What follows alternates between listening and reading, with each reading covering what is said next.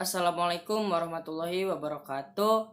Saya Subagio Heri dari kelas PJKR 7F akan mempresentasikan mengenai pengantar manajemen olahraga dari mulai bab 1 sampai juga bab 2. Nah, yang pertama ada administrasi dan manajemen.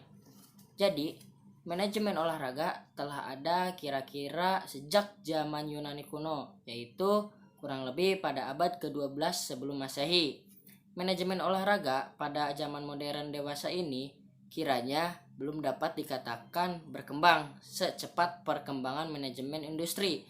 Nah, berarti bisa dibilang manajemen olahraga itu tertinggal daripada manajemen industri. Selanjutnya, pada dasarnya manajemen olahraga adalah perpaduan antara ilmu manajemen dan ilmu olahraga. Dan manajemen olahraga dapat dibagikan menjadi dua bagian besar, yaitu manajemen olahraga pemerintah dan manajemen olahraga non-pemerintah atau swasta. Selanjutnya, manajemen kelembagaan olahraga dapat dikelompokkan dalam 6 bagian besar, yaitu manajemen olahraga pendidikan. Yang kedua, ada manajemen lembaga atau institusi atau juga organisasi. Yang ketiga, ada manajemen olahraga profesional. Yang keempat, manajemen olahraga rekreasi. Yang kelima, manajemen olahraga pemerintah. Dan yang terakhir ada manajemen olahraga bisnis dan industri. Selanjutnya, ada pembagian 6 bagian besar tersebut masih dapat diperinci lebih khusus lagi. Seperti pertama, ada manajemen personal. Kedua, ada manajemen program. Ketiga, ada manajemen pemasaran. Keempat, ada manajemen informasi. Kelima, ada manajemen prasarana dan peralatan olahraga. Dan yang terakhir, keenam, ada manajemen sumber daya manusia. International Olympic Committee dalam bukunya Sport Administration Manual melihat bahwa kepemimpinan itu mempunyai dua bidang kegiatan, yaitu administration yang meliputi ide, teori, dan pembuatan kebijakan. Yang kedua, ada manajemen yang berkaitan dengan orang-orang, kegiatan, dan pelaksanaan kebijakan. Administrasi dan manajemen telah ada sejak zaman Mesir kuno 2000 tahun sebelum Masehi dan Yunani kuno 1300 tahun sebelum Masehi, sehingga dapat dikatakan bahwa administrasi dan manajemen pun mempengaruhi kedinamisan masyarakat, baik sebagai seni maupun sebagai ilmu pengetahuan. Meskipun masyarakat telah merasakan adanya kebutuhan untuk sesuatu ilmu pengetahuan tertentu, eksistensi dari objek ilmiah menjadi suatu ilmu pengetahuan masih perlu diperjuangkan oleh para ahli yang menspesialisasikan dirinya dalam bidang tersebut. Nah, ditinjau dari segi penahapan ilmu administrasi atau manajemen sejak lahirnya hingga dewasa ini telah melalui 4 tahap sebagai berikut. Yang pertama, tahap survival. Yang kedua, ada tahap konsolidasi dan penyempurnaan.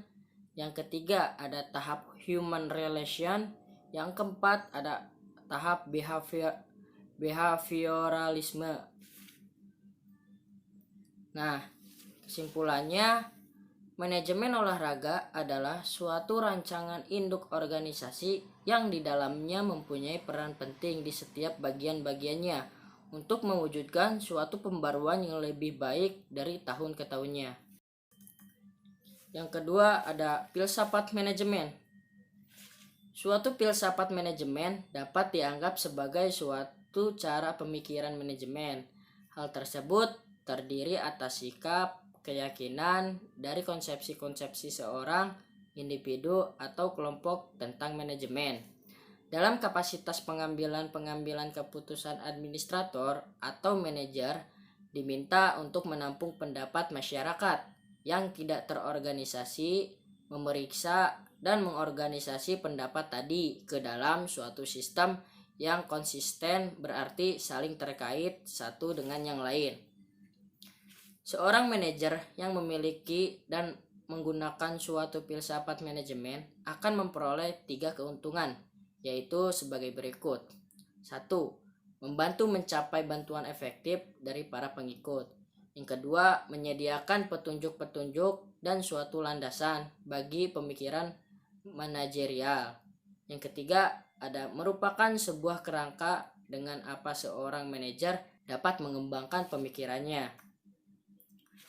Sesuai perkembangannya, teori manajemen juga mengalami evolusi yang dimulai dari teori ilmiah, teori manajemen klasik, pendekatan hubungan manusiawi, pendekatan manajemen modern, dan pendekatan sistem manajemen yang dikutip dari Amirullah dan Haris Budiono pada tahun 2004. Jadi kesimpulannya, filsafat dan teori manajemen adalah suatu cara pemikiran seseorang terhadap suatu nilai-nilai organisasi yang bertujuan untuk mengambil keputusan yang belum terorganisasi. Mungkin sekian dari saya. Kurang lebihnya mohon maaf. Wabillahi taufiq wal hidayah. Wassalamualaikum warahmatullahi wabarakatuh.